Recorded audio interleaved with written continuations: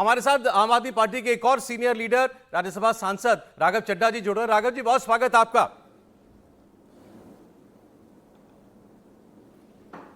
बहुत बहुत शुक्रिया सौरभ जी। ऐसा सरप्राइज संडे को?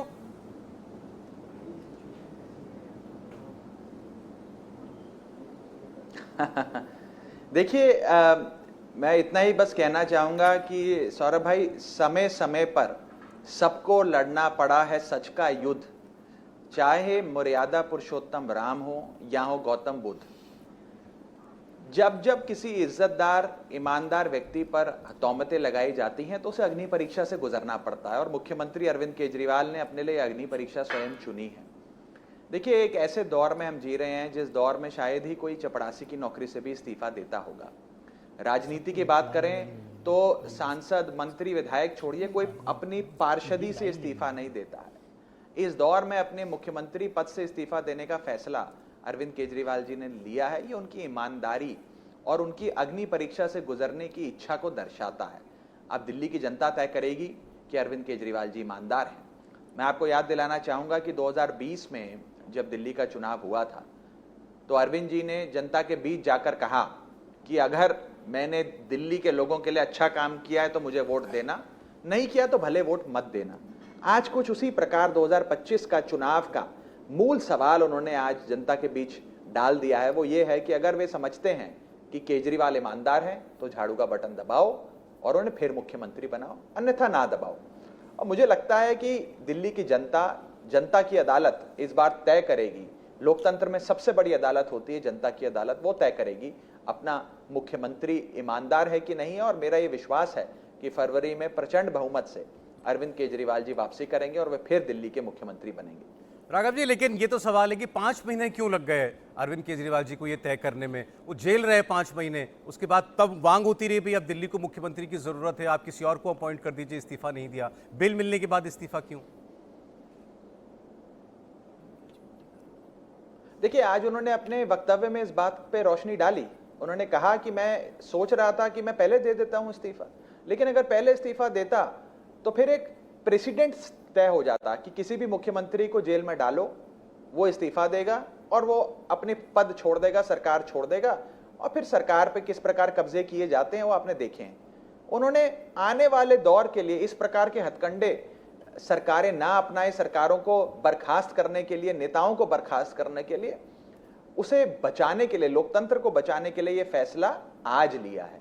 और आज जब सुप्रीम कोर्ट ने उन्हें बेल दी है, वो चाहे तो मुख्यमंत्री बने रह सकते हैं, चाहे तो पूरा काम कर सकते हैं, लेकिन उन्होंने इस्तीफा देना स्वीकार किया, इस्तीफे देने का फैसला लिया। इसके लिए बड़ा दिल, बड़ा जिगरा चाहिए।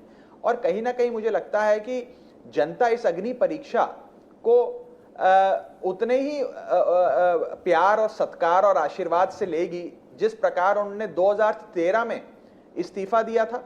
और फिर जब करीब 1 साल बाद चुनाव हुआ, उस चुनाव में दिल्ली की जनता ने अपने बेटे अरविंद केजरीवाल को आजाद भारत के इतिहास के सबसे बड़े जनादेश की सरकार बनाने का मौका दिया।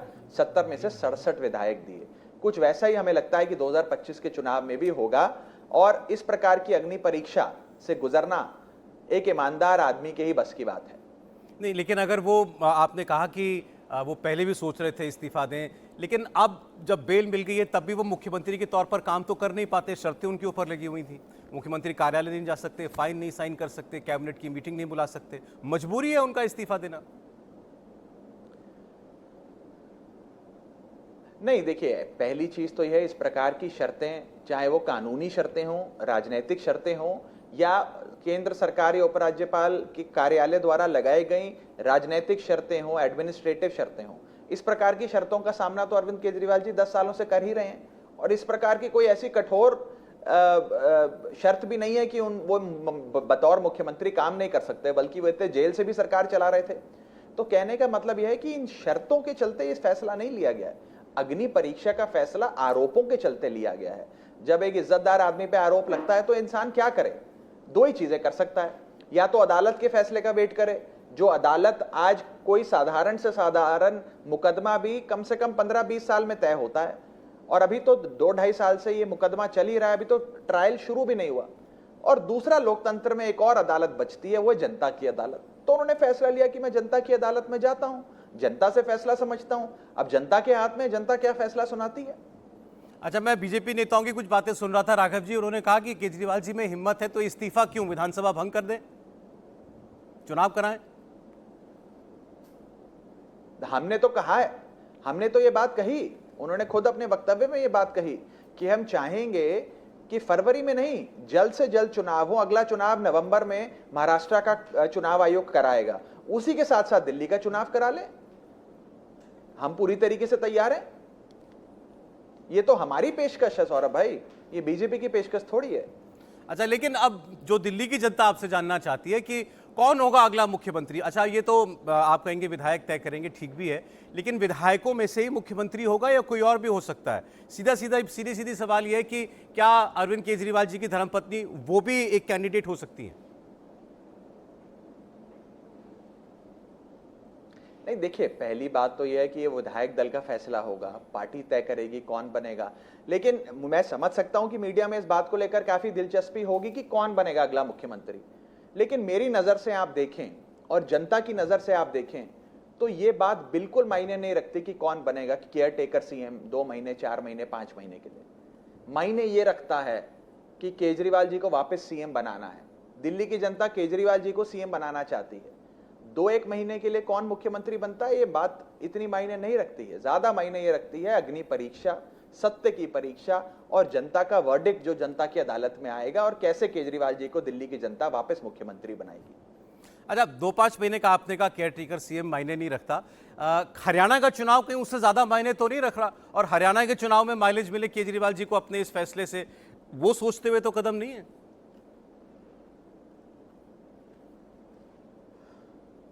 अब देखिए, ये हमने तो तय नहीं किया था कि केजरीवाल जी को कब समन किया जाएगा, कब अरेस्ट किया जाएगा, कब बेल मिलेगी, और बेल मिलने के साथ साथ हरियाणा का चुनाव भी आ जाएगा। ये एक समय तिथि तो परमात्मा ने ही तय करी है, हमने तो नहीं करी। तो मुझे लगता नहीं कि इसका कोई ऐसा आपको कोई हरियाणा चुनाव की दृष्टि से इस फैसले को देखना चाहिए। इस दृष्टि को आप सार्वजनिक जीवन में एक व्यक्ति पर जब तौमतें और आरोप लगाए जाते हैं, वो उन तौमतों और आरोपों से कैसे अपने आप को सत्य की परीक्षा के माध्यम से अपने आप को साफ सिद्ध करता है, अपने आप को ईमानदार सिद्ध करता है, उस चश्मे से आपको इस पूरी घटनाक्रम को देखना चाहिए।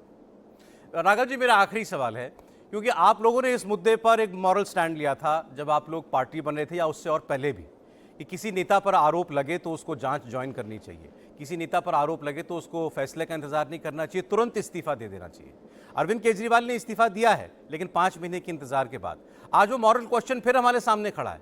कल को किसी मंत्री के ऊपर, राज्य के या केंद्र के या किसी मुख्यमंत्री के ऊपर दोबारा इस किस्म का आरोप लगता है, तो उसे क्या करना चाहिए, तुरंत इस्तीफा देना चाहिए कि नहीं। देखिए, ये तो व्यक्ति तय करेगा और व्यक्ति के व्यक्तित्व पर फैसला निर्भर करता है। अरविंद केजरीवाल जी वो ईमानदार नेता हैं जिन्होंने जनता से वोट मांगा। 2013 में जब केजरीवाल जी पहली बार मुख्यमंत्री बने थे तो 5 साल सरकार चलाने का मैंडेट था, लेकिन वो अल्पमत की सरकार थी। जो काम हम करना चाहते थे, बिजली मुफ्त देना, पानी मुफ्त देना, अपना लोकपाल बिल लाना, वो लाने के लिए हमें समर्थन नहीं मिला। हम 5 साल कुर्सी से चिपक कर नहीं बैठे, इस्तीफा दे दिया, और फिर 1 साल बाद दिल्ली की जनता ने प्रचंड बहुमत की सरकार, आजाद भारत के इतिहास की सबसे बड़े जनादेश की सरकार बनाकर अरविंद केजरीवाल को फिर से मुख्यमंत्री बनाया। अब भी उसूलों के मॉरल ग्राउंड्स पे इस्तीफा देने की बात अरविंद केजरीवाल जी ने कही। और मैं थोड़ा रिवाइंड बैक करता हूं सौरभ भाई, हम आज के दौर की तो बात कर रहे हैं। आज से कई दशक पहले इस देश के एक बड़े कद्दावर नेता होते थे जिनके लेकर मेरे मन में बड़ा आदर है, वो है आदरणीय लाल बहादुर शास्त्री जी। उन्होंने भी जब उनकी बतौर रेल मंत्री उन पर इल्जाम लगे, तौमतें लगी, जब ट्रेन एक्सीडेंट्स हुए, तो उन्होंने भी इस्तीफा देना स्वीकार किया। जब लाल कृष्ण अडवाणी पर जैन हवाला डायरी पे उन पर लेकर आरोप लगाए गए भ्रष्टाचार के, तो उन्होंने भी इस्तीफा देकर जनता के बीच जाना, अपने आप को जनता के बीच भेजना और अग्नि परीक्षा देने का फैसला लिया था। आज कुछ उसी प्रकार अरविंद केजरीवाल जी पर आरोप जब लगे तो उन्होंने कहा मैं अपनी ईमानदारी जनता की अदालत में जाकर सिद्ध करूंगा, और वो वही कर रहे हैं।